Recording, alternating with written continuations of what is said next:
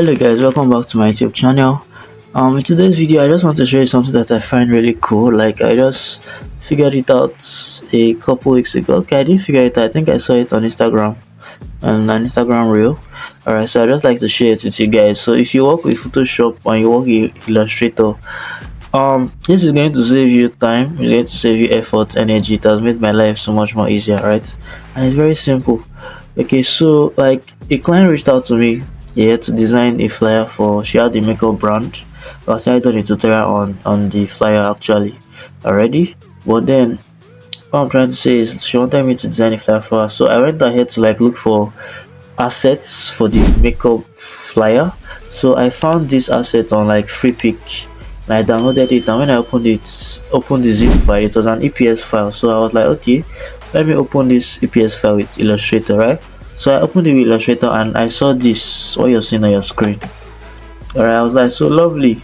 Now naturally, what would I do? I would now start saving this thing, right? I'll start saving it as a PNG file, or if I wanted them separate, I'll start saving each of them individually as PNG files, right?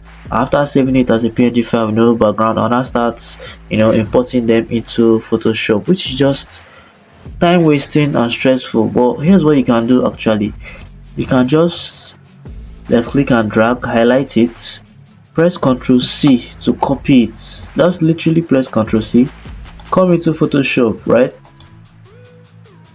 Come into Photoshop. Okay, we're in Photoshop, and then press Ctrl V. Once you press Ctrl V to paste, they are going to ask you, do you want it to be pasted as a layer, as a smart object, as a pixel, as a part, or as a shape layer? So I usually use smart object, and I'll show you why. So select smart object, click on OK, and voila, it has been imported into Photoshop. Can you see that? Alright, so if you're familiar with this, it won't be surprising for you, but for those of us that did not know, this is like a lifesaver.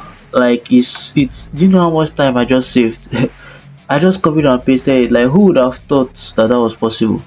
Now the reason I save it as a smart object is when you double click on the thumbnail, it takes you back to Illustrator. The smart object takes you back to Illustrator, and you can make any edit here. Whatever edit you make here will affect what you have in Photoshop.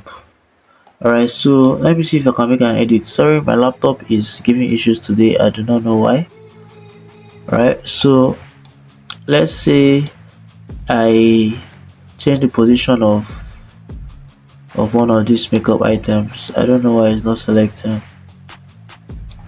The point is that if you change anything, you change here, right? If you delete anything, if you change the position, if you change the color, whatever effect you make, and you save it, when you go back to Photoshop, right, it's going, that effect will happen here in Photoshop. So that's just what I want to show you guys.